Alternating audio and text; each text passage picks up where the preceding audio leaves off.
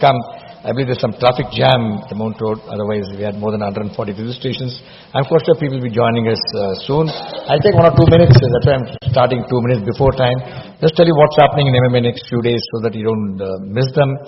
Before that, let me warmly welcome all the viewers watching the program live.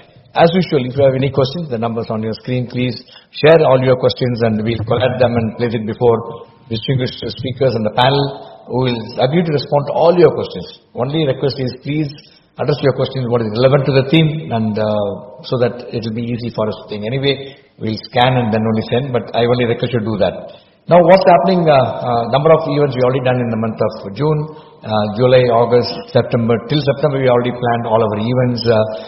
What's the major events happening is 5th of July. It's our flagship event, MMA Awards for Managerial Excellence and also MMA AGM and award functions. There's also a seminar, in the afternoon seminar, which is unique to MMA. All the award winners are requested to make the presentation in the afternoon.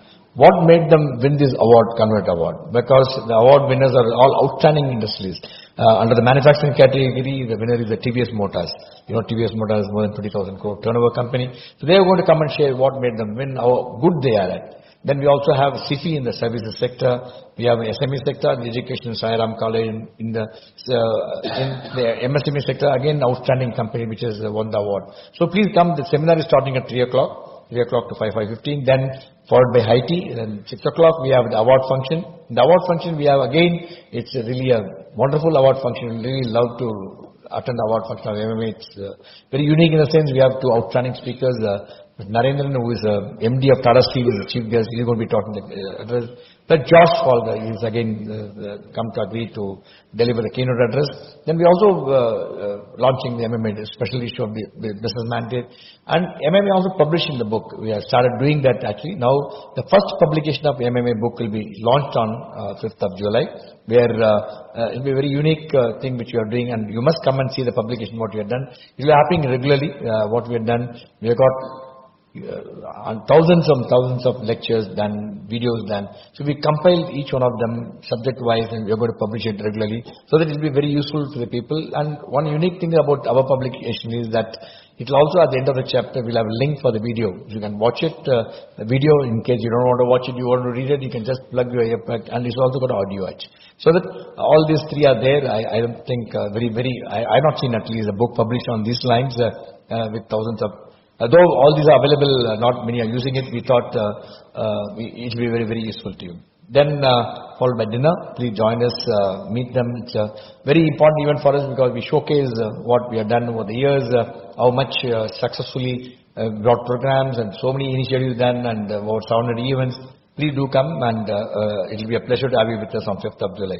Then again 8th of July we have securing the future of digital payments, securing the digital payments. Why future?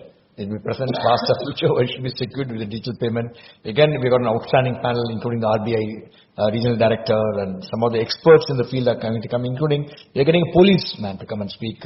How quick they are reacting. There's a number given to them and what they are doing and how much is successful rate in recovering. At the end of the day, you give a police complaint, the money goes. What to do actually, you know? So how much you can build the confidence in the individuals. Your police complaints are taken very seriously, actioned upon. This is happening on 18th of July. Then 22nd July, we got again a success story how it was done. Success story of the Notion printers. You know, Notion printers is a very unique model where they make everybody to come and publish the dream. They want to write a book and they do it at a very reasonable cost and how well they're doing. We've seen the model. That model is going to be coming and talking to us. Then next month again, 25th of July, we have a mental well-being thing, unleashing the potential. We will be having a second part and how am I intelligent? Each part, thanks to you will, Padam will share during his thing, how we have designed next 5 months. So next month again, every month, at least next 3-4 months, we have planned this every month because this is an issue which we thought everybody. In addition to that, we also have lined up some very good program in July. One is leadership traits of Mr. Modi, Narendra Modi. He's also there in one of the book, and it's good to listen to some outstanding panel again. We have is happening on 27 July. So it's a number of very good programs lined up, very good. And I also want to tell you, MMA also planned the workshop and certificate course for next 6 months actually. And you must watch them. Some outstanding programs are conducted by my team here. So it's all done at a very, very reasonable price. 1,500 rupees for a full day workshop is very reasonable because not many know about it. That's why I started telling you. That's why I taken the 2 minutes extra. So please do attend that. And coming to today's topic and unleashing the inner potential, cultivating mental resilience for well-being. Very, very important. When I want to do this, first call I gave it to you. Only person whom I know who is very good in this is Mr. Enapadam Krishnamurthy. When I rang up to him, he said, straight away, yes, let's do that actually. He didn't even ask how many months, let's do it. Straight away, fix the date for this. And because I've seen not only in the newspapers and so many events what we do, and so many reports what has come, there is an issue in this. Not many, except there is an issue. Even this issue happens to you. You don't even know you have an issue actually. When the others have an issue, they don't tell you because you have an issue, the other tell you you have an issue, the guy who is telling you will have an issue. It's all issues for everybody. So how can we think? Because I was told there is a clear communication between the body and the mind. If the communication fails, you are in trouble actually. And they also said a lot of symptoms are there. The guy gets very angry, if something there, he will not respond to that, he will not get food. But very difficult to really see. Because I know somebody who get angry for everything, somebody who laugh out to everything. So I really urge upon viewers, if some of your friends are not watching it, please tell them our recording will be available and all the viewers, you are attended this evening. At the end of the day, you must share this because this is a subject which everybody should know actually. Everybody should understand so that we lead a healthy life. And you get into trouble. It's a serious issue. We're talking over tea because this is one area nobody takes care. I've seen even at home, elderly people get into trouble. I've seen some of my dear friends, even armed forces person, troubling this and they don't really take care. Armed forces take care, but to some extent, they are like a vegetable at home because that's why you feed your neuron, you take proper care, you do yoga, you take care of your body. It really helps you actually and you can be mentally, physically agile. You can lead a wonderful life. So make you aware of all this and we have a very, very wonderful panel. Ladies and gentlemen, put your hand together to welcome a distinguished panel for this thing and led by none other than Dr. Enapadam Krishnamurthy, founder of Buddhi Clinic. We also have with us three outstanding people who I'll be introducing them. We got Mr. Rudra Rao, Mr. Vivek Mishra and Ashok Dilip. May I request you the distinguished panel to take your place on the dais. Ladies and gentlemen, once again a very warm welcome to the distinguished panel for this evening. Come. We do is after we finish the first session, after the little intro and that. Yes, then we have to introducing you first, then I'll. Yes, there's a slight change in the program. Rudra will be doing things, ice breaking we can call it, and he will be doing that. Before that, I will request Mr. Enapadam to tell the context why we are doing this. Dr. Enapadam Krishnamurthy is popularly known as ESK. He is a renowned behavioral neurologist and neuropsychiatrist and also founder of Buddhi Clinic and Neuraksha Foundation. He is a champion in integrated brain and mind rehabilitation. He has held prominent roles in epilepsy, dementia, autism, and he was also the past president of the International Neuropsychiatric Association and has also significantly contributed to the specific scientific literature global lecturing. He is an adjunct professor of Manipal University and a senior clinical advisor in Applause. I now request you to set the context and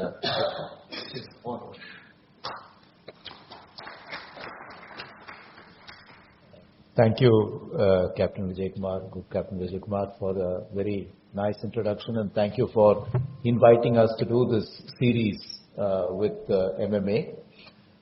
When we spoke, the understanding was that we all know that we come across obstacles in life, and one aspect of the obstacle that's within our control is our own mental well-being. And we don't often recognize that our own mental well-being is an obstacle to whatever that we are seeking to achieve or whatever we are seeking to do.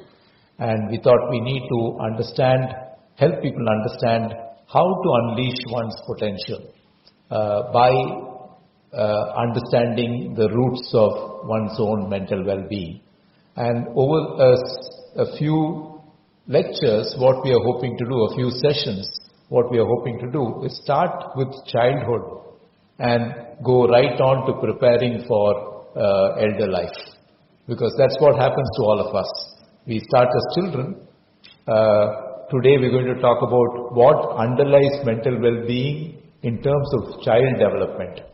It will help you understand yourself. It will help you look back at your life. It will help you understand people around you.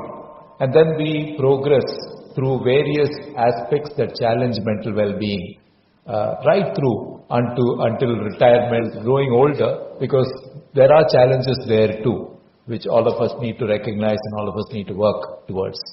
So we have a few presentations. We are looking forward to a very interactive discussion.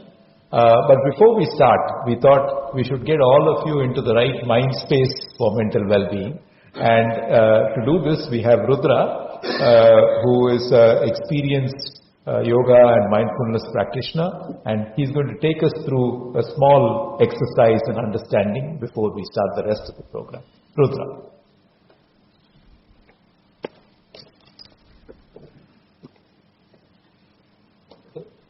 Can I briefly introduce yourself? Audience know how good you are. And, Yes, let me have the privilege of introducing Rudra, a young man. It's always a privilege to introduce him. He's a specialist in holistic mental wellness at the Buddhi Clinic with a bachelor's in master's in clinical psychology.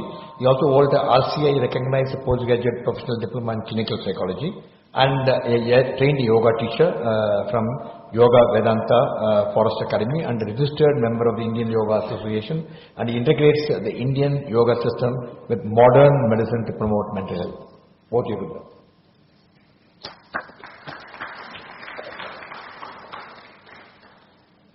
Good evening.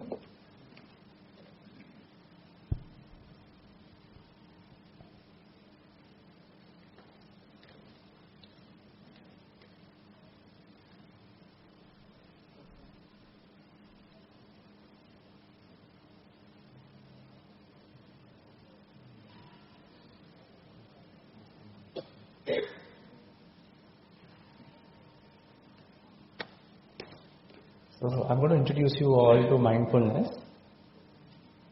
So what is mindfulness?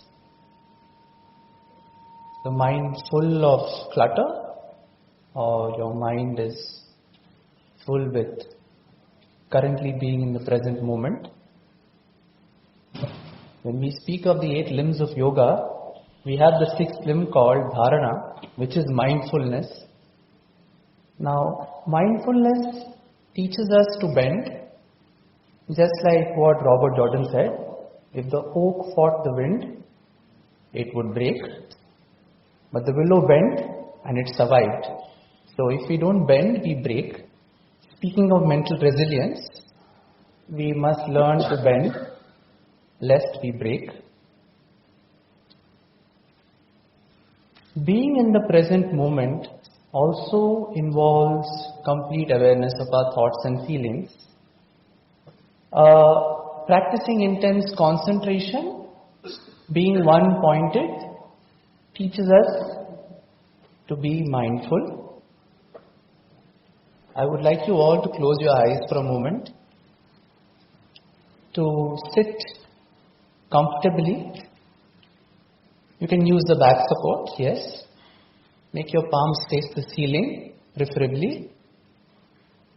I will guide you into a space of being mindful. Relax, relax, relax, relax, relax.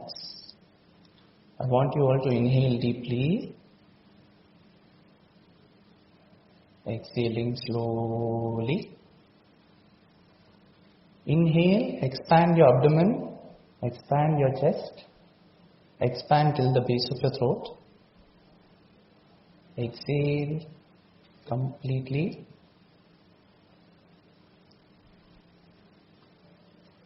I want you to relax your fingers. Your thumb is relaxed.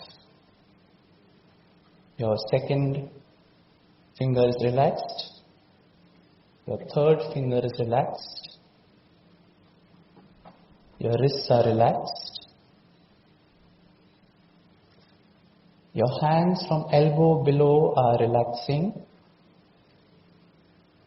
Relax. Relax. Relax. Relax. Relax. Your arms from shoulder to elbow relaxing. My arms are relaxing.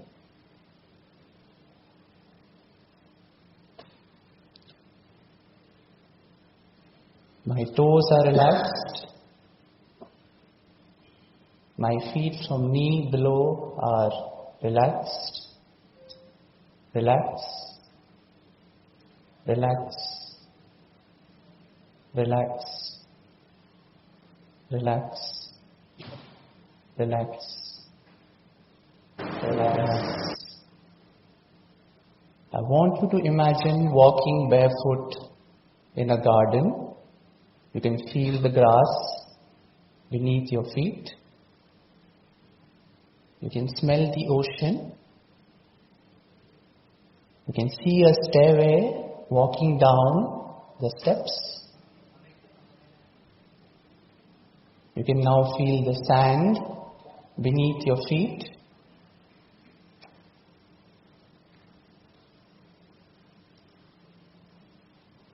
You walk back to the garden.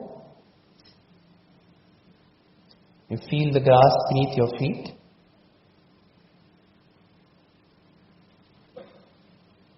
You're slowly coming back to MMA center.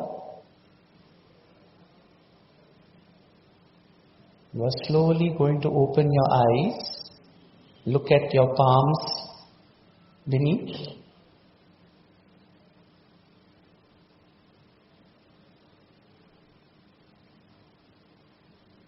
And what I walked you through is something which is guided nature. And this is not something which can be done to self. You have to listen to somebody else's voice to get into this mindful state, to be able to be resilient, to function optimally. You have YouTube videos nowadays, video audio recordings available. It's best done in the presence of somebody who can guide you through it. Thank you very much.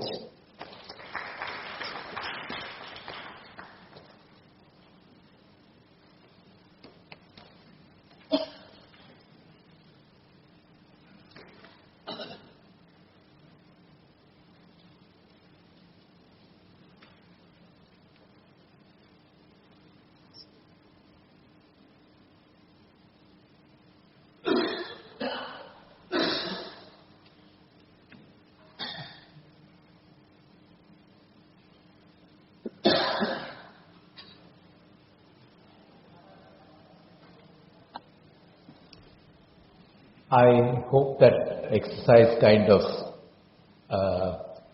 demonstrated to you how it's possible for you to take control of your mind and even for a brief period be able to be mindful and perceive in depth a lot of things. Believe me, doing these exercises repeatedly is tremendously beneficial, and a lot of people use short meditation as a way of being very, very sharp and stress-free, both mentally sharp and stress-free. Now I'm going to talk a little bit about, we talked about childhood being important. There were some studies done in the 70s and 80s called the New York Studies of Temperament. What they showed us was the roots of temperament, human temperament, who we are, how we behave, how we react, are actually laid out in childhood.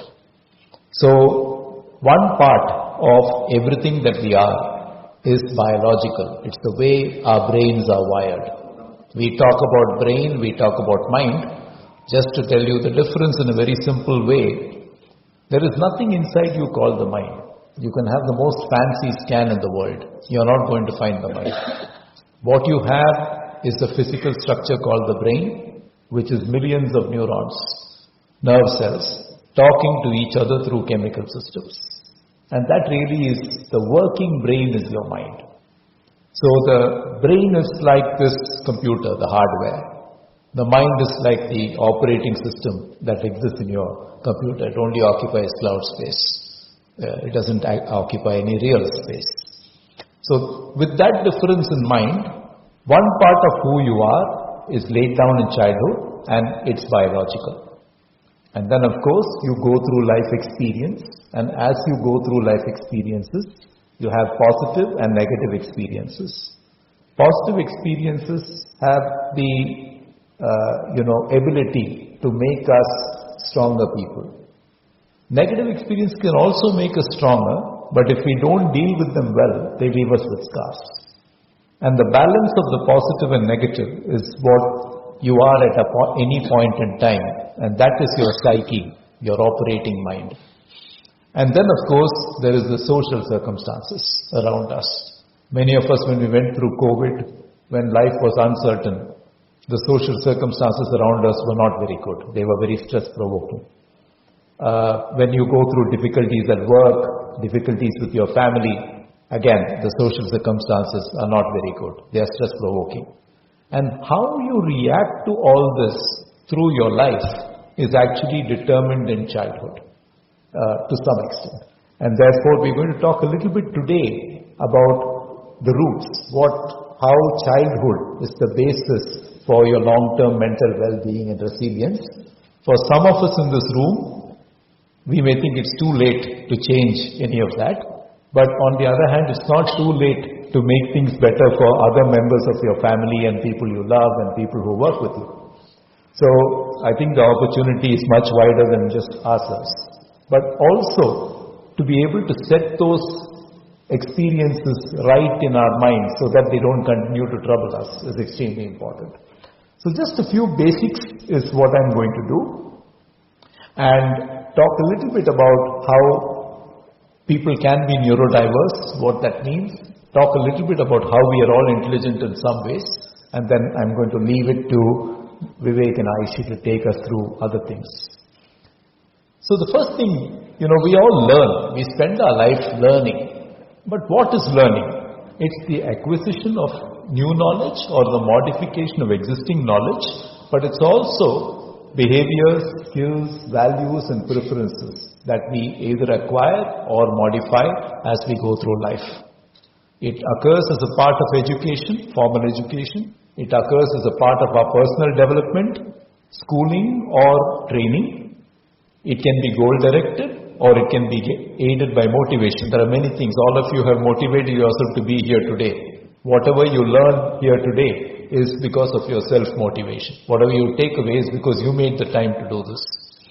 And of course, learning involves synthesis, putting together different pieces of information and connecting the dots. And please remember, this is something we do right through our lives. Now, of course, then we have something called memory. So what is your memory? Your memory is the process by which any information that you come across, I'm speaking to you now, I'm putting forward various pieces of information. How you encode, register that information, how you store that information for the future, and how you retrieve it when you need it. That is your entire memory process. Now if your mind is far away, you're thinking about work, thinking about family, thinking about who you'd rather be with rather than sit in this room, then obviously you're not encoding the information. Which is why later, when you're trying to remember it, it's not to be found. But there's an even more important reason why we don't remember things when we need them, and that is because when we, if you store information in a computer, let's say that you're saving a file with your own name, and let's say for example your name is Vivek. You started with uppercase V and said V-I-V-E-K. Now, when you're searching, you search with a lowercase v. You'll not find it. So, one of the reasons memory fails you is not because you did not store it in your memory, it's because you're not typing in the right access codes. And it's very important therefore to remember that for something to be accessible to you, you need to store it well.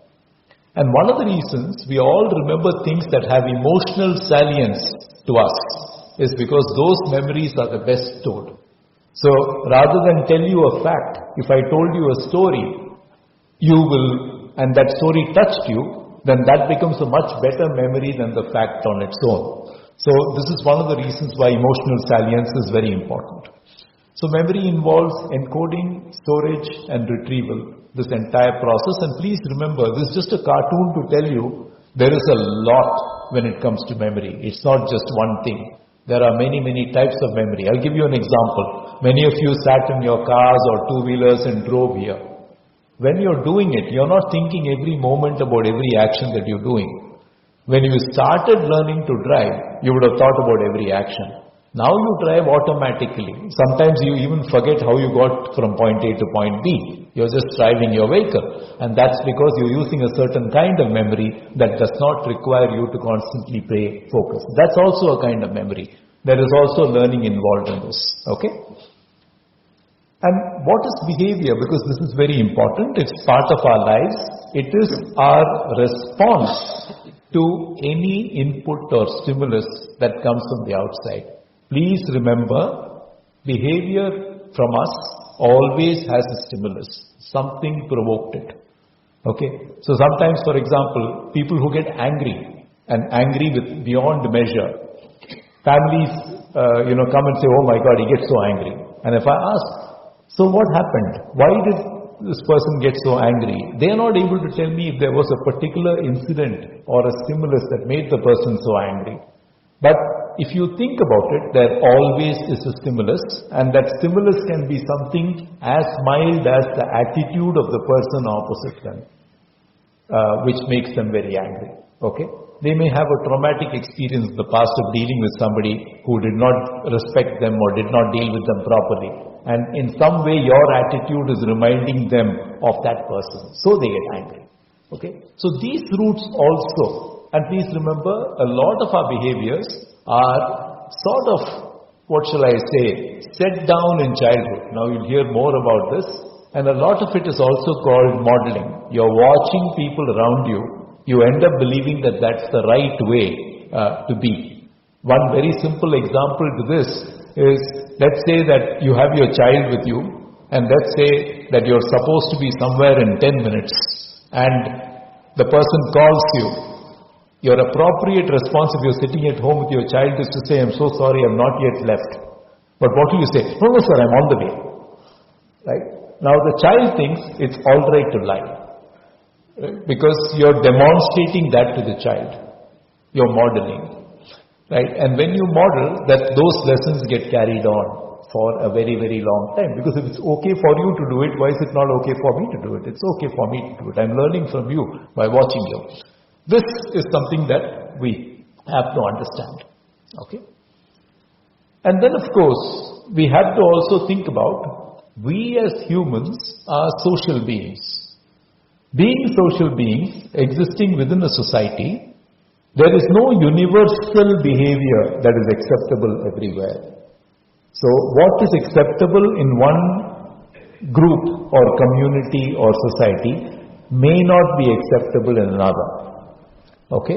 So a lot of our behavior is driven by the lessons we learn, which is what is acceptable in my environment. So we all use social norms in order to regulate our behavior or social control. I'll give you an example. How I behave when I am at home with only my family members present, and how I will behave, say for example in the MMA auditorium, are two different things. Right? So what changes then? What changes is that when I am in public, I will exercise social control. The same social control I may not exercise when I am at home because my guard is down. My defenses are down. I'm not thinking what will people think if I do this, because it's less of a problem there. It's even less of a problem when I'm on my own. And if you think about it, one of the reasons why people do indiscretions when they travel is because they are far away somewhere where they know nobody. Right? It's all right to do something because nobody knows who you are. You wouldn't do the same things in the city where you live, and you will definitely not do those things in the company of people who know you. And so definitely environment modulates our behavior as well. We're talking a little bit about neurodiversity, and I'll explain why. How many of you in this room know Elon Musk? Hands up, please. Okay. So, what is Elon Musk famous for? He's famous for the Tesla car. He's famous for SpaceX. But he's also famous for one more thing. He went public with saying, I am neurodiverse. Okay. He acknowledged his neurodiversity. Now, what is that? He basically said, I don't think, feel and behave and act like other people. I think, feel, behave and act very differently. And if you read his biography by Walter Isaacson, it will become very evident to you how he thinks, feels, behaves and acts very, very differently. Now, why am I picking Elon Musk? Elon Musk's neurodiversity, he acknowledged, was high functioning autism spectrum disorder.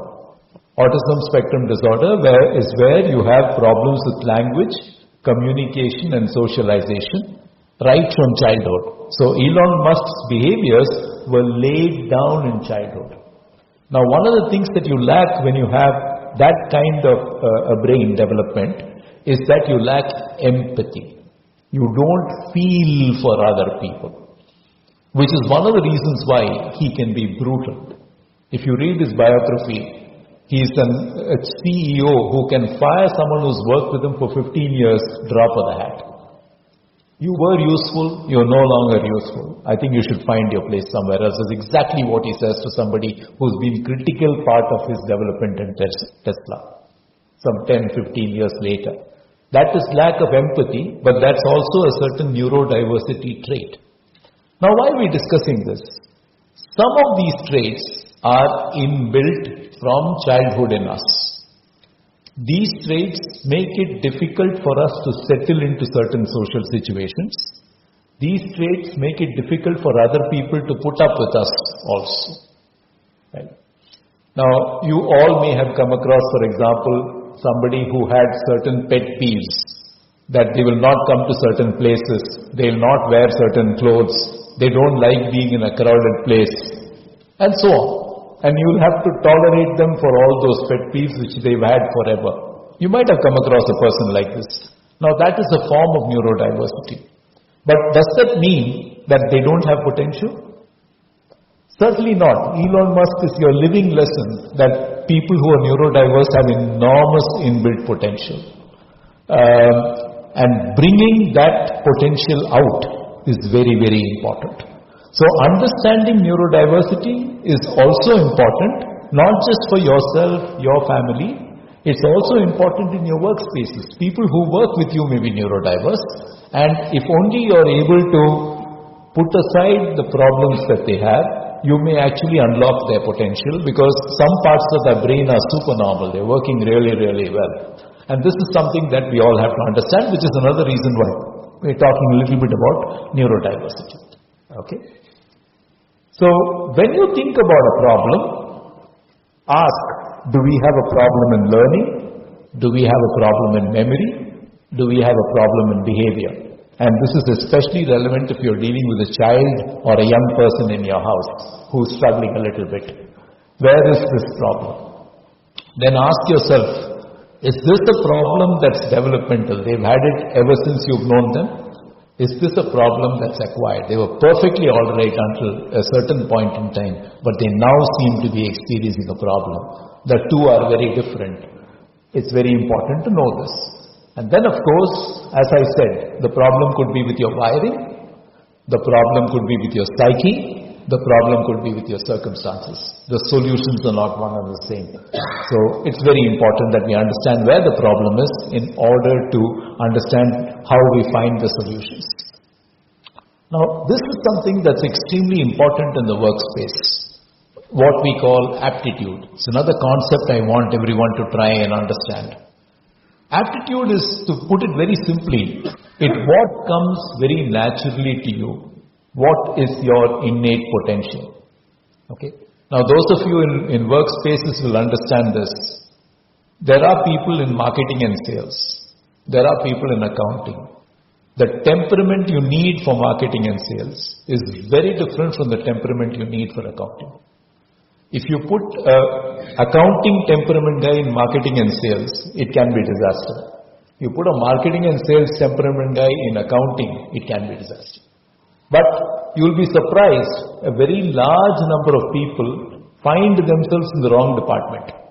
Their aptitude is for something, but they are being made to work in some other way.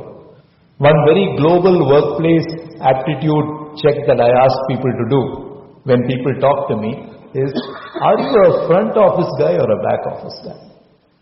If fundamentally you're a front office guy, then you're not going to do very well in tasks that involve the back office. I like shaking hands, I like talking to people, I like connecting with people, I like trying to tell them stories. I can sell a snowball to an Eskimo. Now that is a certain temperament, right? I am meticulous, I know everything, I go by the book, I will look down at each thing, I need my checklist, I get irritated when things don't go right. And that's a back office guy. Okay, he's a process guy. They can't do each other's jobs. So aptitude, knowing your aptitude becomes so important in terms of life and success, because depending on your aptitude, you need to choose the kind of works that you do, the kind of activities that you do. And that's very important, and that's very often set in childhood as well. Aptitude can be modified through education, learning and all that, but it's quite well set in childhood. So that's another reason why we're talking childhood. So I mentioned neurodiversity. It describes the idea that people experience and interact with the world around them in different ways, and there's no one right way of thinking, learning, feeling and behaving. Accepting this will help us accept the Elon Musks of this world. Let me tell you, Elon Musk is not alone.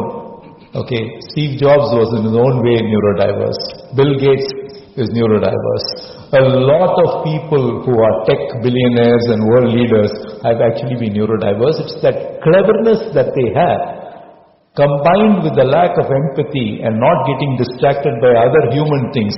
Even tana eppadi idu solradhu, how do I let this guy go? Avan enna pannuva? What's he going to do with the rest of his life if I fire him now? They don't get preoccupied by things like that. They are preoccupied with what they want to achieve and damn everything else. Now, that I'm not celebrating it, but I'm trying to tell you, you need to understand them. And if people have a diverse temperament, we need to understand that diverse temperament. And of course, not everybody who's neurodiverse is capable. It's very important. Very often the potential has not been recognized. It is there, but nobody's brought that potential out. The problems are more evident than the solutions. And that's the most common thing. Okay. So part of today's session also is to try and understand how you understand the problem and what potential solutions you can put forward. And just to explain this, not just people with autism, people with ADHD can be labeled as neurodiverse, people with conditions like temporal lobe epilepsy can be considered neurodiverse, people with certain personality disorders can be considered neurodiverse. So it's quite a wide number of presentations for doctors and psychologists that also present with neurodiversity. Now, I want to sort of, before I stop, talk just about square pegs and round holes. Okay. So what do we do with our children? We send them to school. How does a child learn in a typical school? Think about the first 2 or 3 years of schooling. You're sitting in rows. There is a teacher like this in front. A for apple. B for ball. C for cat. 2:2 is 4. 3:3 is 9. Rote learning and something being drilled repeatedly into you is the norm. Right? Now the challenge is, many children cope with that. It's not ideal according to me, but many children cope with that. Neurodiverse children will find that very, very hard to cope with. And they typically get into problems in school. They typically get excluded. And for the same reasons, as they grow up, they find it hard in college. They'll find it hard in university. They will find it hard in a workspace. So, in a sense, they are square pegs, and what we are trying to do as society is we have round holes and we want to fit you into that round hole. Right? Now, one way of saying is the problem is the peg. Right? The other way of thinking about this, the problem is the holes and the people who are creating the holes. Right? Which is, our education system just doesn't get it. We are not able to organize ourselves in a way that welcomes such talents. Our workspaces sometimes just don't get it. We are not able to organize ourselves in a way that leverages on talent. Okay? So it's very, very important, and I think, I would bet my bottom dollar, all of you here, there will be some who are neurodiverse in one way or the other and who feel they are misfits. Okay? And one of the reasons is, yes, you have a problem, you don't adapt to certain things. But there's another side to this. We have set up ourselves as a society, whether it's school, whether it's college, whether it's workspace. We have set ourselves up in such a way that we are not able to accept diversity. We are not able to work with people who are different. And understanding the diversity within is a very, very important aspect of building resilience. Because otherwise I'm constantly wondering, why am I not making it? Why am I not getting promoted? Why am I not recognized in the way that my colleague is recognized? Why don't I have the success that somebody else has?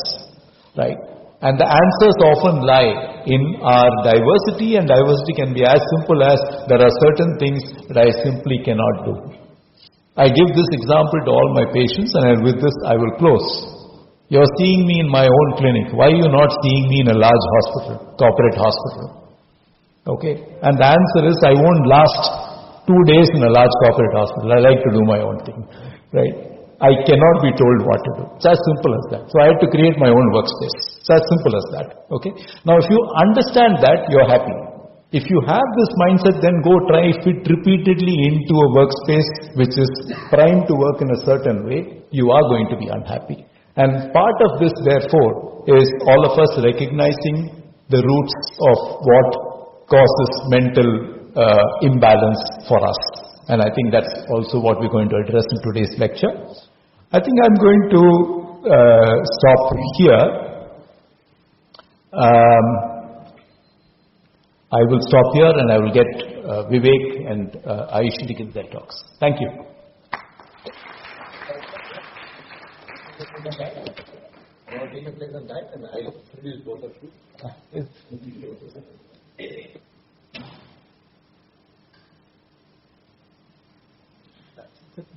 Well, I'll take a minute to introduce. Thank you, sir. Great insight. Good. You don't want to be an Elon Musk or Bill Gates. No, we are safe. Let me have the privilege of introducing other two distinguished speakers. The first one to speak is Vivek Mishra. He's a Director, Neuroscience and Neurotechnology Buddhi Clinic, and he's an MS Director of, he's done his MS, and he's over 12 years of experience. He specializes in non-invasive brain stimulation and precision medicine of neuropsychiatric conditions. Founder of Upbrain Research Frontier. He is a big industry and academia focusing on neuroscience, mental health, research. Vivek leads the state-of-the-art neuro thing which we'll be sharing with you now, lab at Buddhi Clinic, and collaborate with startups, innovative healthcare solutions. He's also an active science communicator and serves on the editorial boards of many prestigious publications.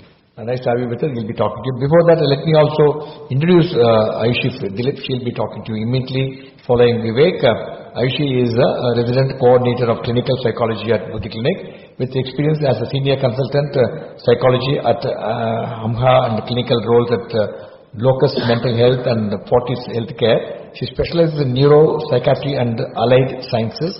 Ayushi also holds an MPhil in clinical psychology from Ranchi University and MS in clinical psychology from Jain University. She combines extensive training and experience to provide comprehensive mental health care.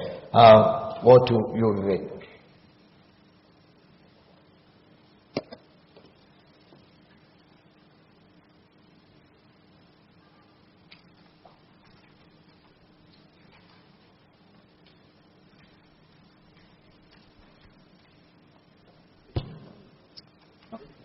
Okay. So, good evening everyone, and I would like to thank the MMA and like to give us this.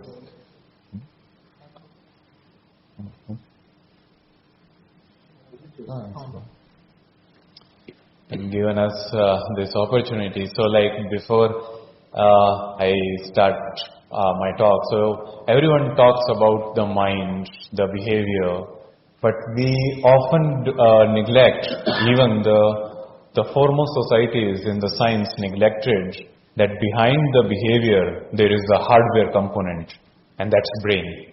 Till 1850s, people were unaware, nobody have actually studied that what brain damages can bring the changes in the behavior. So to just give a photograph, weighing about 3 pounds, the human brain is the ultimate organ of adaptation. It takes information, it orchestrates complex behavioral retrophrases that allow human beings to act in sometimes marvelous and sometimes terrible ways. When we talk about the brain and the cells inside the brain, the very recent study have found that the human brain, some 86 billion neurons form 100 trillion connections to each other. The number that ironically is too far or too large for the human brain to fathom.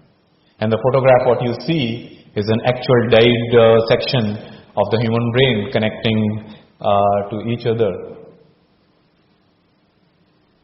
So how the learning, the behavior, the intelligence goes about. So in 1949, famous neuroscientist and neuropsychologist Donald G. Hebb wrote a book, The Organization of Behavior, how the behavior is being organized. And what he postulated was, when there are two neurons or the brain cells start giving the input to each other, they make a special bond.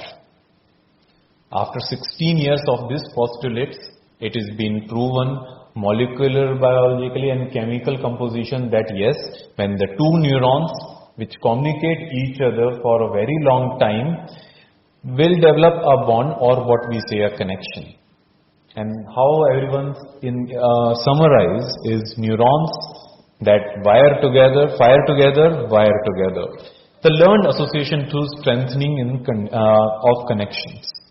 Now what is this strengthening of connections? I will take a very simple example. If we look 15 years back, how many phone numbers we would have recalled? At least 10, 15 mobile numbers or phone numbers. How many phone numbers we can even recall now? So the cells which were used to remember those numbers, what are they used for now? Well, now we remember passwords, the pins, the ATM pins. So it readapts our brain, and then it strengthens the condition that old connections removed, like they are no longer valid. It's been used for the different types of information. But how this strengthening of connection actually happens? And there are theories that what most of the people think as self, what we think, what we remember, what we can do, how we feel, is acquired by the brain from experiences that occur after the birth. And that's the theory or the hypothesis goes that is it a blank state? A child is born and then start acquiring the information, or there is something inherited, what the child even got exposure to before the birth. So we will discuss that part. But first, this is the book, what I have found interesting is The Science of Early Childhood Development, From Neurons to Neighborhood. So some information is acquired early in a critical stage or at a sensitive period. Some information we can acquire at a later stages of the life. Now there is this spectrum of possibilities that if one information is being acquired at an early stage, another information acquired at a later stage, sometimes it enhances the rapid development of the brain, it characterizes the early childhood period, or brain's lifelong capacity to growth and change, what everyone calls it neuroplasticity. If we look at this graph, this is till when we can learn the new changes. So experience-dependent synapse formation can happen right through from the early childhood to the death. Now neurogenesis is in hippocampus, making new memories, making new cells coming together. It goes up to 50 to 60 years of age. But on the other hand, like higher cognitive function, arithmetic, reasoning, skill development, a person can stop at 16 years of age, and then we said he have attained, most of the people do attain that logical reasoning. When we talk about the receptive of language area, the speech production, and we usually see that right from the time of the birth, right from the time of the birth, the organs, the brain areas which are involved in speech production is been already started taking, in fact, 1 month before the birth. The brain areas are getting formulated, and it stops till the age of 5 or 6 years of age. So goes for the seeing and hearing. So what I'm talking is the hardware. So how these development is influenced by the neighborhood, or what we say our social environment. Now there are genes designed for this mechanism for a language. There are genes responsible which when fired in the brain can produce those networks stronger or weaker, and experience activates them as it modifies the brain. So there are genes which design the brain mechanism to understanding and producing the language. Environment, which is spoken language heard, provides the input, and that leads to the behavior of the mastery of a native language.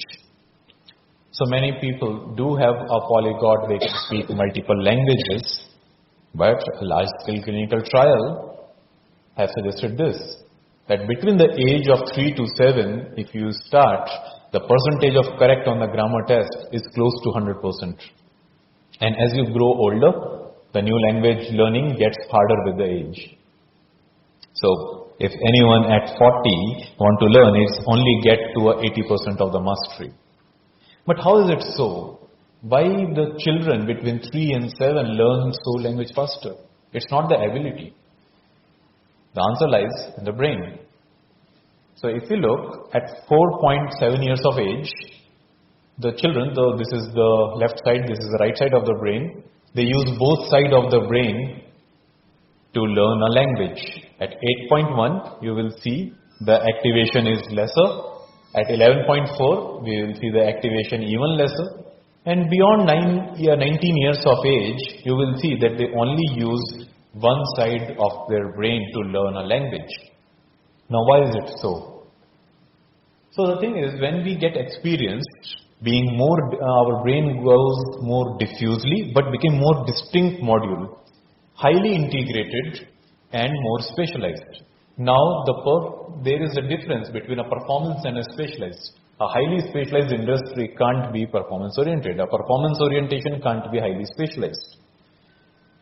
So, all these factors, what develops or what have a major impact. And these are the key parameters what we should be looking for. First, the parent-child and early age interaction. Now, we find that when the child, the parents, even the grandparents, when they interact more with the child, the brain areas get activated, it is getting formed. And how they found out? So, there is a study which have taken the different two groups of children, one 12 to 14 years of age, from the orphanage, who have never that experience of parent-child interaction, and one who have the interaction with their parents and child. And they found that the children from the orphanage have a little lesser grey matter in our front of the brain. So now these are the changes that correlates and with the change in the gene expression in the offspring. Because I have not got that stimulus, I don't have that gene activated. I don't have that gene activated, my networks don't work. Similarly, peer relationship. Now, even as a child, play behavior act as prone to pyramidal cells, which are the big cells in the brain, which activates a very specific brain region, a medial prefrontal cortex, which allow neurons to become more plastic in later life. So if a child have not been playing along with the same peer group or the children with his age, that don't get developed. And if they don't get developed, We call it later like, oh, there is a change in behavior, but it is the hardware which have not been developed. Similarly, the psychoactive drugs, not only during the child, but there are the growing evidence that even the prenatal exposure, which means the parents who are exposed, for example, for nicotine, amphetamines, fluoxamines, the synthetic drugs, marijuana, alter the behavior, neuronal structure and the genetics in the adult offspring. So even though if the parents are smoking marijuana, it's not evident immediately at the birth that there is some changes, but over the period of time there are changes which you can see as a different behavior. In fact, even in the early childhood, there was a recent report which says that 13% of the drug abuse in India is seen under the age of 19 years of age. And those changes also lead to the behavior issues what we look for. Now, diet and gut bacteria. Nutrient deficiencies, especially related to protein energy, iron, zinc, copper, choline, have the global effect on developing brain and the brain circuit depending upon the precise timing of the nutrient deficit. Behavioral changes correlated with this change in the diet pattern and can lead to the gut bacteria change. And now this is a modifiable factor. Because we can change our diet, we can eat healthy, we can change our gut microbiome, and now there are several tests available to see what's your gut microbiome looks like.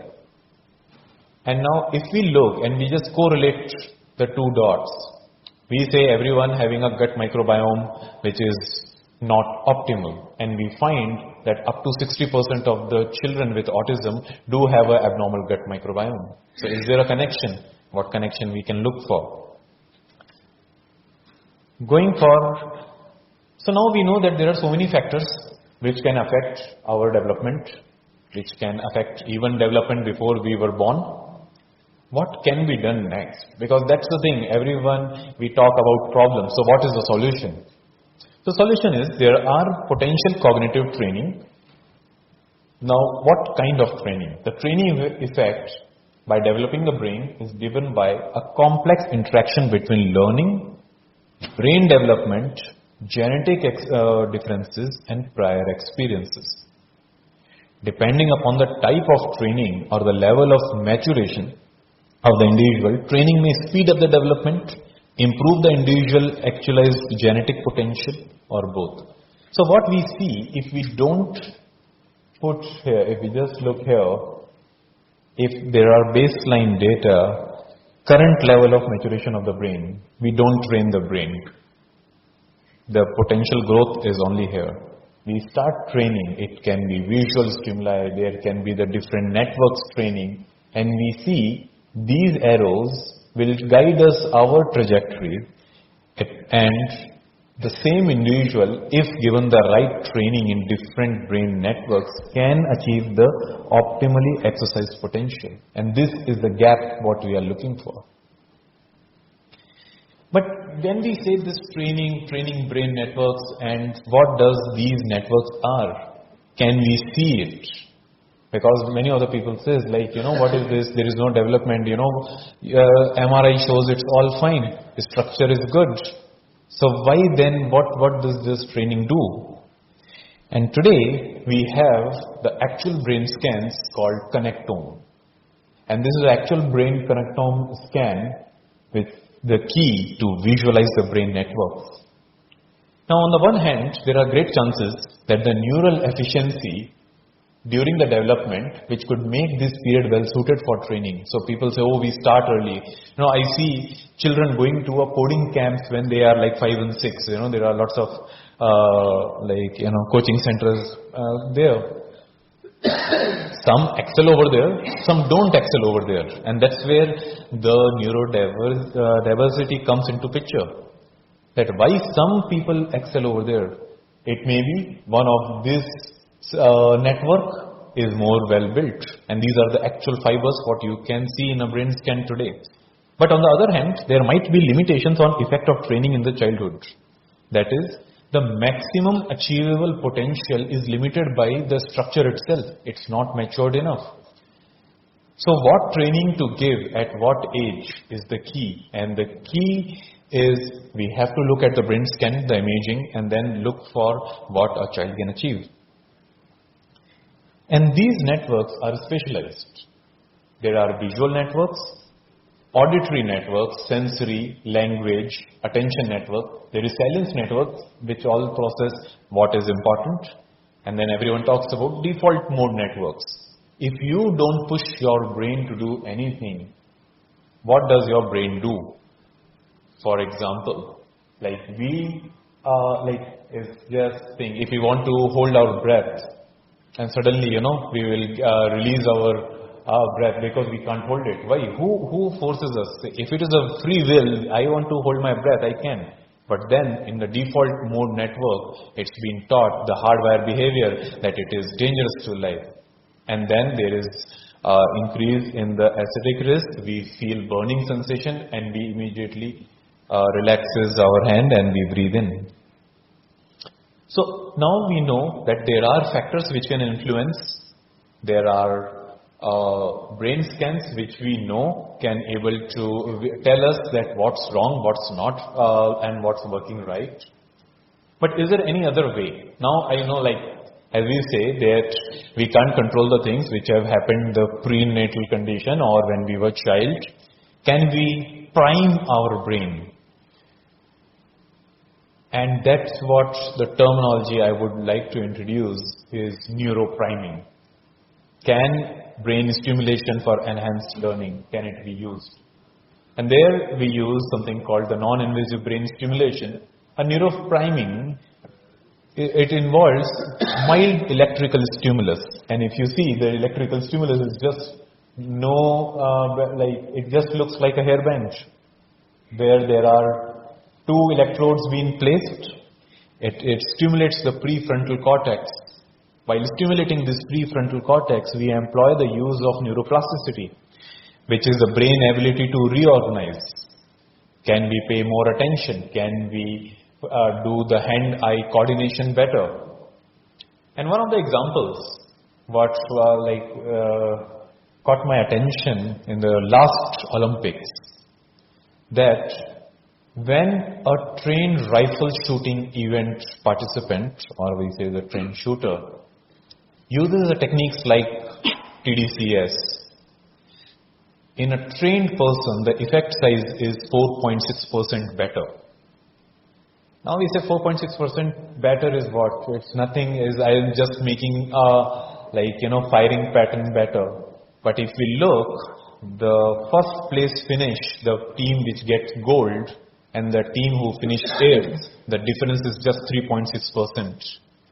So we know now that 4.6% is priming your brain can get you a gold medal.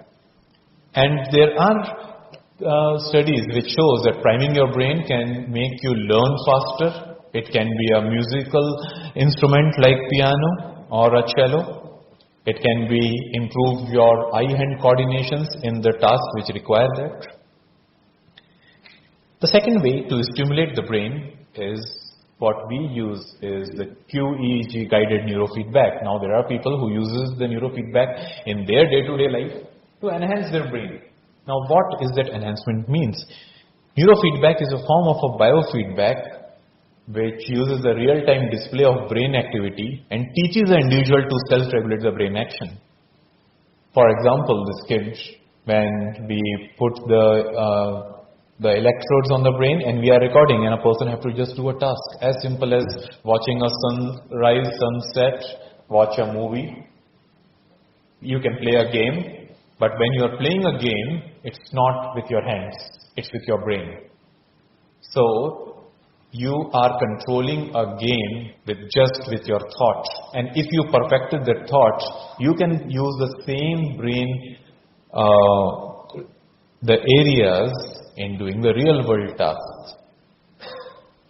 Now, apart from these, there are others and which are available in most of the people. So if all of you have listened to the music on phone or on the YouTube, there is something called the binaural beats. So what these binaural beats does, it provides the different frequencies to the left and the right brain. Now, there are lots of YouTube videos, or there are specialized devices like i-radiolive Pro, what we use in the clinical setting, but it is available on YouTube. So anyone, you can just search binaural beats, and there are videos. You have to put a high definition headphones, and then the different frequencies which are present separately to each ear elicit the sensation of a third tone oscillating between the frequencies. And this theory is the brainwave entrainment hypothesis. So you can guide your brain to be more relaxed and calm, and it also provides you a cognitive and affective state stimulation. But as of now, the future of brain enhancement is definitely going to be enhancing the brain with different methods. Or on the other, in the pop neuroscience or the newspaper, you say how you biohack your brain. That's where how you biohack your brain. But the future of the brain enhancement is behind the continues to improve. But it also to measure that what is the evidence from the research, expertise and experience, and expectation and the value of the patients or the person who try to seek. And that's a sweet spot we have to hit. We can't just say, oh, I saw something online, let me get it. It might not be good for you. For example, is it not compatible with you? You might have a seizure or epilepsy. You are not a fit person for it. So we have to just look at for how we can enhance. The enhancement not only in the brain or the sleeping or making you calm, but using those devices, there are again, I will go with the hardware part, that there is a brain which get activated, and when we see the working memory task on day 1, then you get a working memory training, again you get a test, you get a post-test 2, and you see those brain areas started firing better. And once the brain areas started firing better, over the time you can able to see the differences in your day-to-day tasks. So just to give a brief example that I have just covered one part of it which can affect our brain, bring those changes in our day-to-day life. But there are other multimodal approach to enhance the brain functioning, such as the use of TMS, which uses the magnetic pulses to stimulate specific brain regions. TDCS we have discussed, using electrical stimulus to modulate the brain activity. There is the vagus nerve stimulation, which influence the mood and stress regulation. Dysautonomia, when we get up and suddenly we feel little blackout, that after sitting for 1 hour. Why is it so? It's not that we have not eaten or something. It is our brain failed to communicate heart to pump more blood across, and when we get up and we feel little blackout or giddiness. Stimulating the vagus nerve can bring that areas better. The gut microbiome can be stimulated with the vagus nerve stimulation. Neurofeedback, as we saw, it trains the brain to self-regulated activity. And so as the functional magnetic stimulation, which uses high intensity magnetic flux to affect the one nerve muscle groups. Now again, everything can be used under the guidance that what you actually want. People uses FMS after long runs. People use FMS after in the medical like conditions like frozen shoulder, spinal cord injury. So the same equipment which can use to give you an edge over a fellow cyclist in the Tour de France cycling event, the same equipment can also make you walk after the spinal cord injury. So as the TMS, we can probe the different brain areas for the speech production. As we just saw in the kids where the speech production is not developed, we can look for. So now to conclude, the developing brain is responsive to a wide range of factors that modulates the development, beginning with preconception experience of the parent, gestational experiences and postnatal experiences. So whatever we learn, it's not a blank state. It is right from the prenatal state to as we go along, we acquire that information. It's just now we begin to understand how different factors might interact with one another and how it's going to produce a cumulative effect. And the effect of early stress or a psychoactive drugs are most studied negative effects and are likely to be most powerful. On the positive side, early experience such as tactile stimulation, what Ayushi will talk about in detail, would appear to be more influential. It's the ability to reverse some of the negative effects of stress and perhaps of the psychoactive drugs.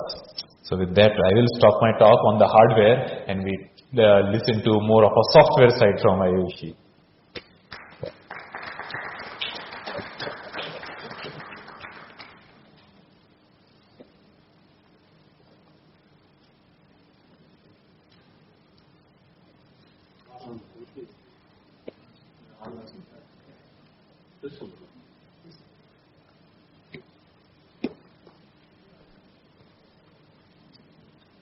Hello. Mic test. Hello.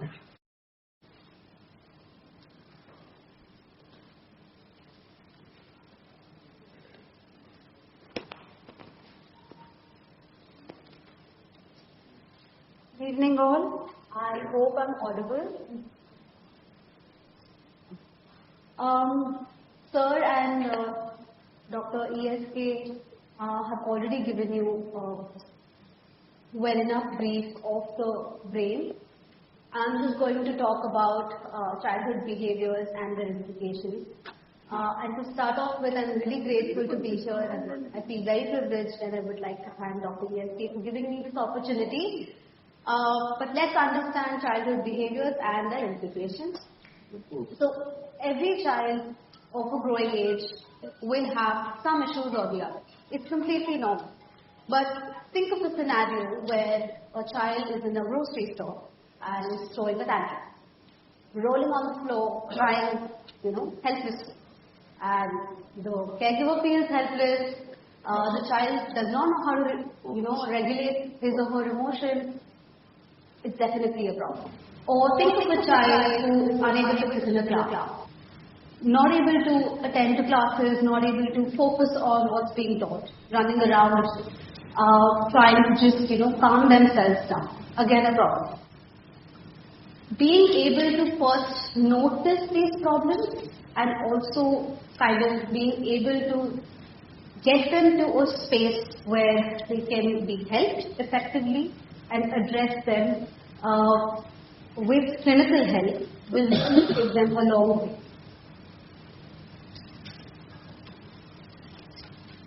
So, like we've discussed about the several reasons why certain behavioral problems can happen, but like you see, it's a triple Venn diagram and everything kind of, just merges into one another. There are three broad categories in which we can, distribute the causes due to which behavioral problems occur. First is biological causes, obviously like we've discussed before. Inherited defects such as chromosomal abnormalities, genetic abnormalities, traumatic brain injuries during infancy, prenatal exposure to teratogens, toxoplasmosis, STDs in mother, or intake of alcohol by the mother or illicit drug intake by the mother, prenatal environments such as perinatal stress, delay in birth cry, breech birth which leads to hypoxia sometimes, irritability and low birth weight, which may also lead to some psychological, behavioral problems, leading to maybe the child having temperamental issues. They may have, adding on to the biological causes, they may have behavioral changes due to observational learning, what they see in their environment, the way their parents are behaving, or the way their peers are behaving, or behavioral conditioning. What is the child being reinforced for? What is the child being punished for? All of these can lead the child to behave in certain ways, primarily to protect themselves. And the stage of development that the child is in. So if, let's say the stage of development the child is in is exploration stage, the first stage of development. And like we've seen, are locked down babies. They were not given the opportunity to explore. Hence, they had a lot of behavioral problems. Right? So, if the stage of development in which the child is does not corroborate with the environment stimulus or environmental support that they are getting, there could be behavioral problems. And of course, social and environmental causes such as parenting styles, the attachment friction that they form with their parents and caregivers, if there is sibling rivalry, the birth order the child is on, is the child a single child, is the child the last one or the first child, it really affects the way the child develops and develops a system about themselves, belief about themselves and how they project that in their environment. Obviously, peer influence, there's social aspects or social cultural aspects of development, the environment that in which they are growing, the school that they go to, all of it is to be taken care of when we're talking about causes, when we're talking about behavior problems. So there are multiple theories that are set in place already that kind of walk us through why children learn and develop certain behavioral patterns.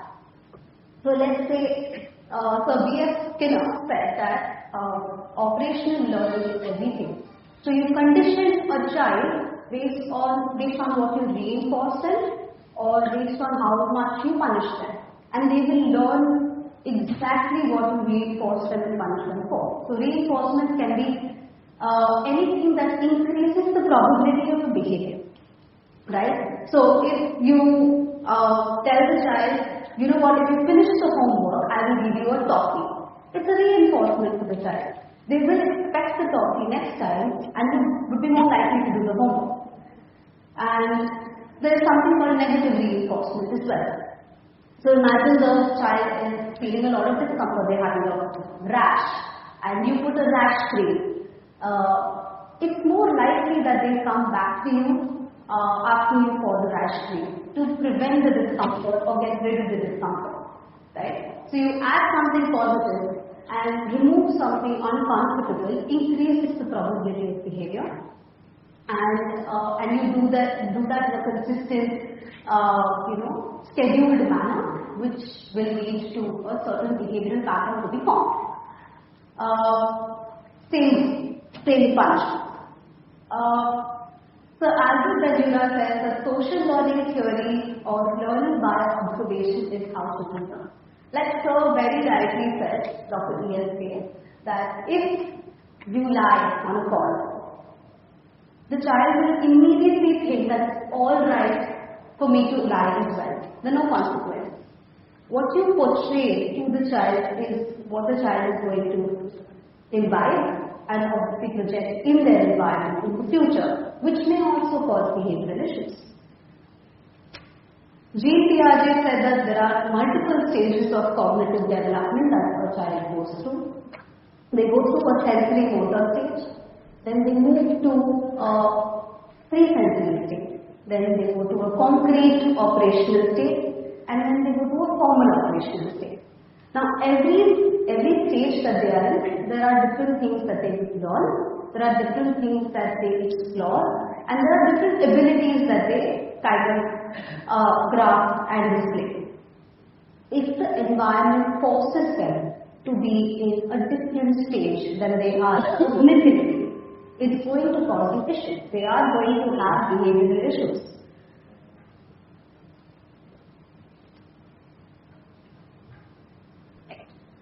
How do children develop emotionally and socially in their social environment? So, like I've already said, attachment plays a very important role. Parenting styles play a very important role. Does the child feel secure around their parents? Does the child feel like the parent is available for them? Is the child able to communicate their needs to the parents? So there are broadly 4 types of attachment styles, and the best one is the secure attachment style. The others are disengaged, ambivalent and avoidant attachment styles.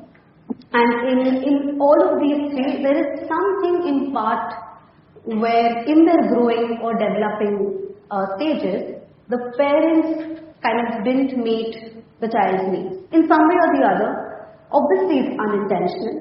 Every parent has their own reasons for kind of not being available for the child. They don't intentionally try not to be there for the child. But it does have an effect on the developing brain.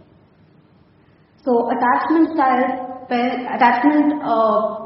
and parenting styles play a huge role in how the child kind of, portrays themselves in the environment.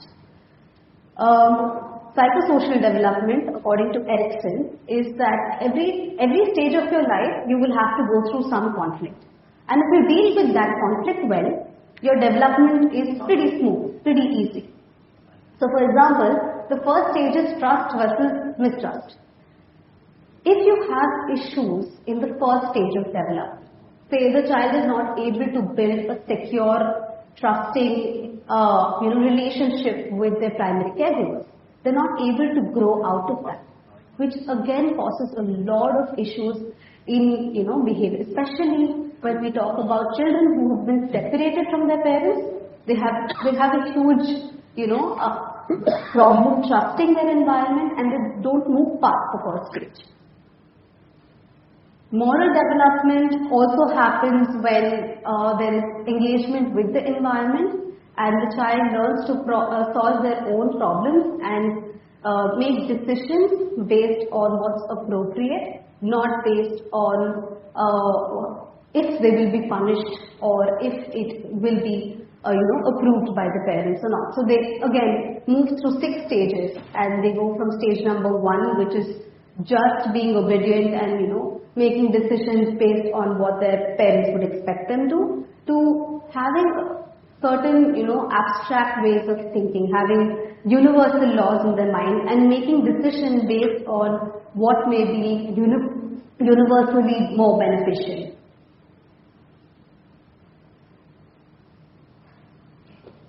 So there are 2 broad categorizations of behavioral problems. Just to simplify it, either there is a lack in behavior, the child is not performing enough or doing enough, or there is too much. A lack could be termed as broadly as internalizing behavioral problems. So the child may not be comfortable in their environment. The child may withdraw, they may be extremely depressed, they may be anxious, they may cry a lot, they may feel worthless and they would demand excessive amount of attention. They may show withdrawn behavior, they may be very secretive, very shy, and they would complain that they have physiological symptoms. So the child wants to avoid school all the time, they have complaints of stomach pain, leg pain, back pain. They feel extremely uncomfortable in their own bodies and in the environment that they are in. They find reasons to decrease, peer engagement. So all of this can be broadly a part of internalizing behavioral problems. Also, an extreme of internalizing behavioral problems is the child gets so socially and emotionally withdrawn that they may have different ways of thinking. They may have bizarre ways of thinking that shifts them from reality, that makes them feel like, they're not a part of the environment, but they are part of another fantastical world, and they feel comfortable in that. And all of this is manifested as a part of their coping mechanism. A child just wants to secure themselves, and a part of their coping mechanism is to kind of, pull back from the dangerous environment that they are in and to find safety in their own ruminations and thought processes.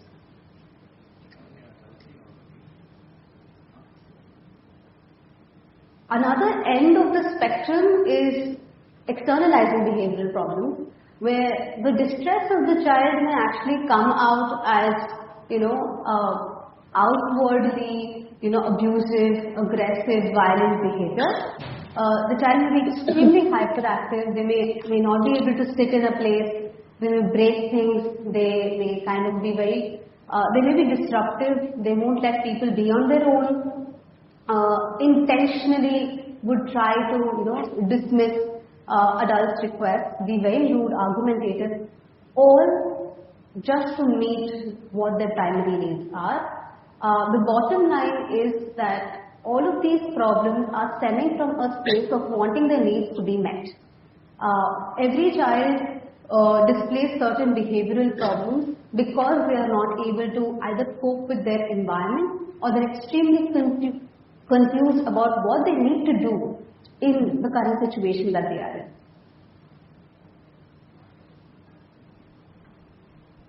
Okay, so at Buddhi, primarily, what are the assessments that we do, comprehensive assessments that we do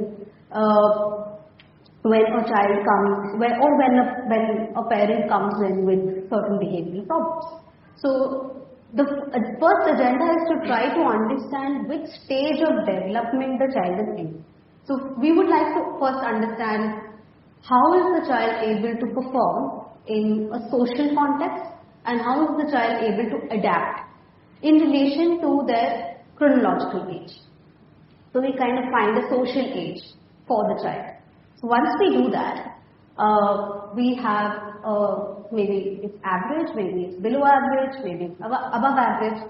Based on that, we would see, we will actually get to an understanding of how much the child needs to be integrated in the society and what are the adaptive functioning support that we need to provide or we need to help the parent kind of, engage in the child. Then we kind of understand that the parents have come to us because there are some behavioral issues. So we do a childhood behavioral checklist to understand if there are primarily internalizing or externalizing behavioral problems. When we get a clarity of if there is an internalizing or externalizing behavioral problem, we use the Vanderbilt scale to get a deeper understanding of what the diagnosis means. So the Vanderbilt scale is a comprehensive scale to kind of give you, it's a diagnostic scale for ADHD, but it has other scales, it has complementary scales as well. It has a scale for conduct disorder, oppositional defiant disorder, it has questions for anxiety, depression, and overall performance of the child. So there is a comprehensive rating and you get an overview of how the child may be performing in the school context and what, if there are any elevations, we go for further assessments and further tests. Apart from which is also assessing the IQ of the child. We use the WISC test at the moment.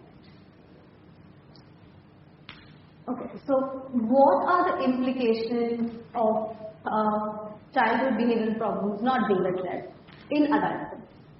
So, children growing in a very invalidating, dismissive household are pretty vulnerable to self-harm. They have poor self-esteem, they have poor self-efficacy.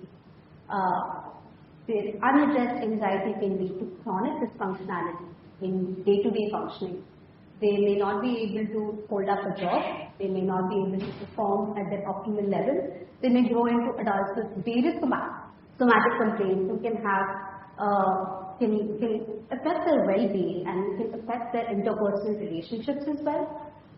Depression of emotional needs from a young age may make them very vulnerable to deviation from reality, like discussed before, and they may also take respite to self-harm behavioral practices such as consuming alcohol, drug abuse, and other self-injurious behaviors to cope with their emotional problems.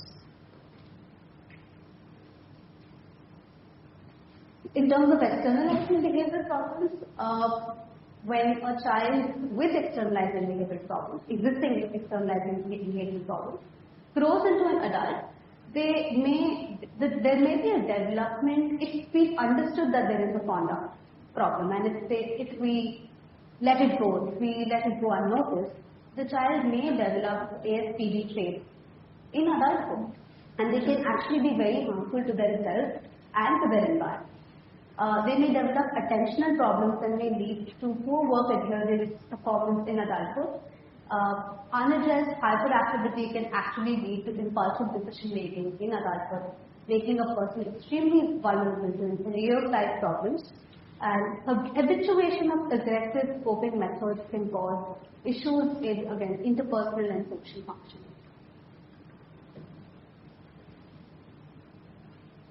So how do we prevent, and say if we have children or we have grandkids, how do we prevent problems and build resilient children?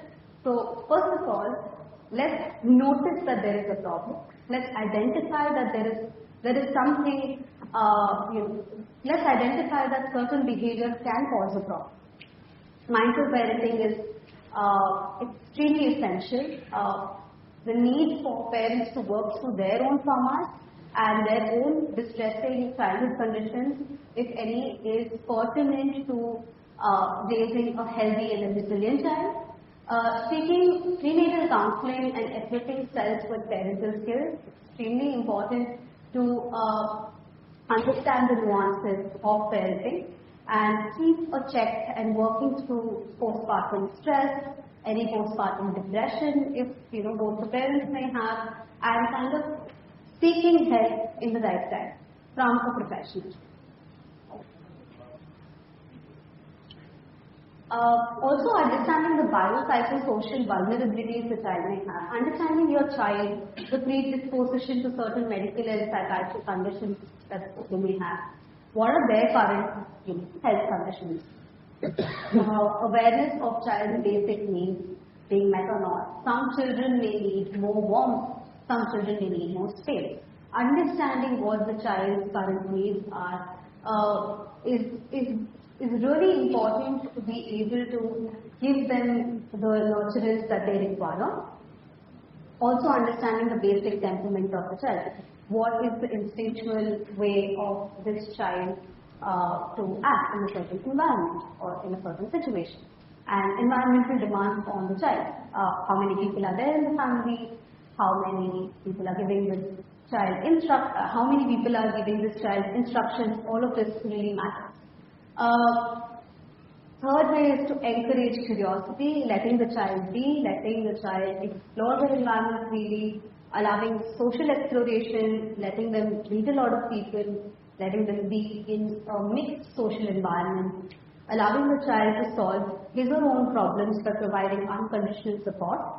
I always say, please don't be the driver, be on the back seat, let the child kind of solve their own problems, just guide them in a way where, they understand if, there are going to be consequences to certain behaviors. And equip the child with useful coping mechanisms for the future.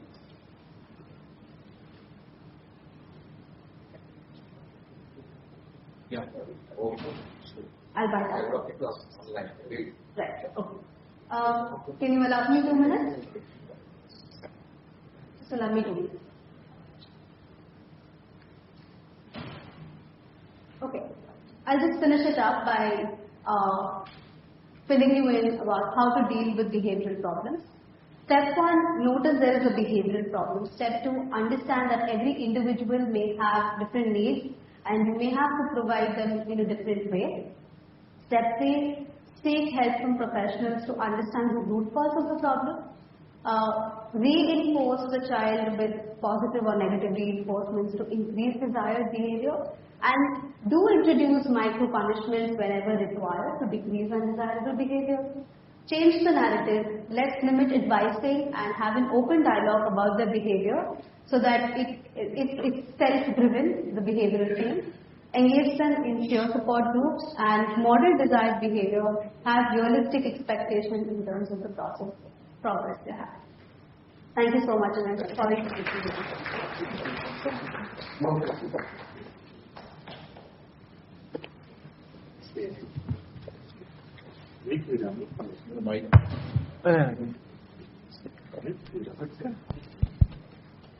I think we have an audience online as well. So can I ask people in the room, if you have a question, put your hand up so that the microphone comes. You want to start with online questions. Okay, I have all the questions here. Can I add one additional? Can I add? Here, that was the easy connection. So I'll start with the question.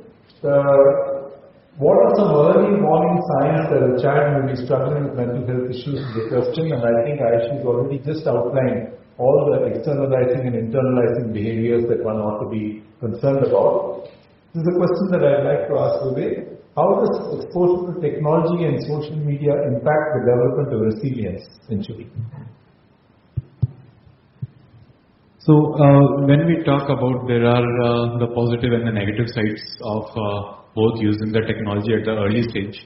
So previously when we saw that brain image that there are different brain networks, and now if a kid only uses a phone, he is not looking up, he is not making eye contact with the peers, but they are very pro in using the phones. You know, I see as early as 3 years and they are using their games or they are using the YouTube. And what the recent research have found out that just by doing that, there is a negative impact on your attention, there is a negative impact on your behavior output. But on the positive side, when there is an age where the heart, like when I said, the brain is mature enough to use it judicially, it also lead to enhanced learning, because again, the future is going toward the use of AI and augmented reality. So it's just a justification of the use which makes the brain better. Question for you, Ayushi. What advice do you have for parents on how to help their children cope with stress and adversity? First, if you've noticed that the child is stressed out, have an open dialogue about the situation that they may be in. Is there something happening in school? Is there something harming their safety? Are they finding it difficult to cope with their academics? Have an open dialogue with them. Second is to have a conversation with their school teachers, have a conversation with their friends and see if the child is at an adolescent level where he's able to kind of express his needs with his friends. Maybe having a dialogue with his or her friends also works. And finally, if you're not able to talk to the child and help the child, deal with stress and anxiety in your own ways, please consult a psychologist and seek professional help. Thank you. One question for Rudra. What are the simple mindfulness exercises that participants can use to quickly center themselves and reduce stress? Bodily movements which involve breath and movement of your limbs. So you will be doing those movements in complete synchronicity will ensure that you are going to stay mindful. The movements are happening faster than normal. It clearly means that you aren't in synchronicity with your breath. Thank you. I have a question from the floor, whether OCD is a part of neurodiversity and whether we have to take lifelong drugs for it. So OCD is obsessive compulsive disorder. It can present as a kind of neurodiversity because the person is different with OCD. And yes, sometimes people do need to take medication for a long time is the answer. Not necessarily lifelong, but for a long time. Modern science is giving us a lot of answers. You had Vivek present many new ways of stimulating the brain, and some of those can be very effective in OCD. I think we've kind of gone past the time, so I'm going to just very quickly summarize what we've talked about. This being the first of a series of talks on mental wellness. We've talked about childhood. I think we've illustrated to you how the brain can be influenced very, very early, that the hardware is important. The hardware actually works in many ways, and what helps the hardware is good learning, good environments, and good experiences. This we've learned. We've learned from Ayushi the importance of how childhood behavior is influenced through development, and therefore it's extremely important that the early years are spent well with appropriate parenting, appropriate experiences, appropriate exposures. We've learned from Rudra the importance of mindfulness. And I think one of the things that I'd like everyone to think about is two very basic concepts. One, that we can all be different. It's okay to be different.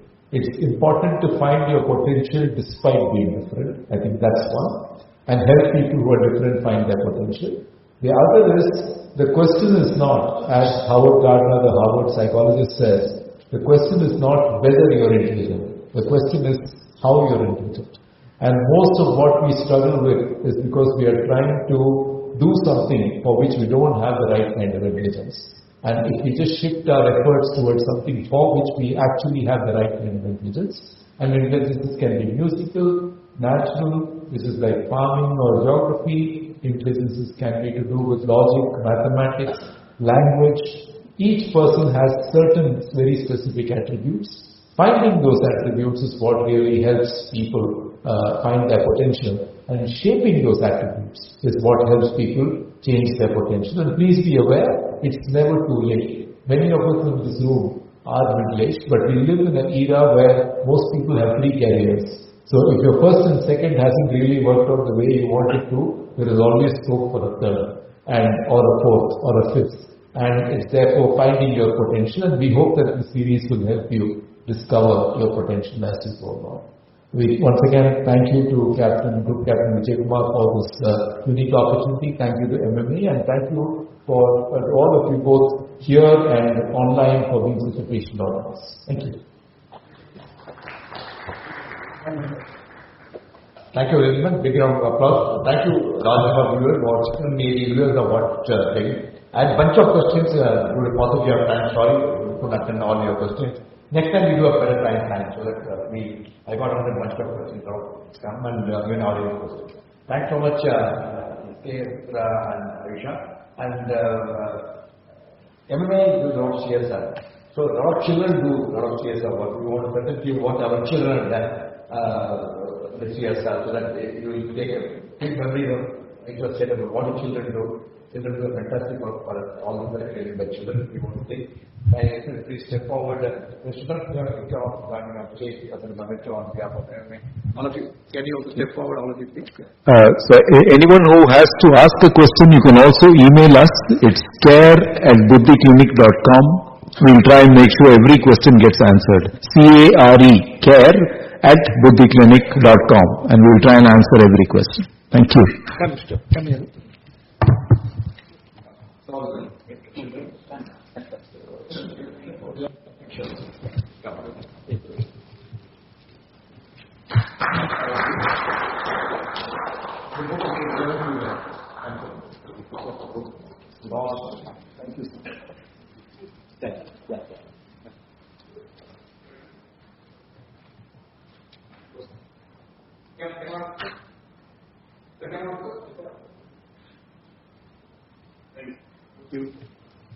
Thank you, ladies and gentlemen. Next thing will be same topic on 25th of July. It's on AMI intelligence. So look forward to that thing as much as you are looking for. I am going to look forward. Thank you. Till we meet again. Bye bye and good night.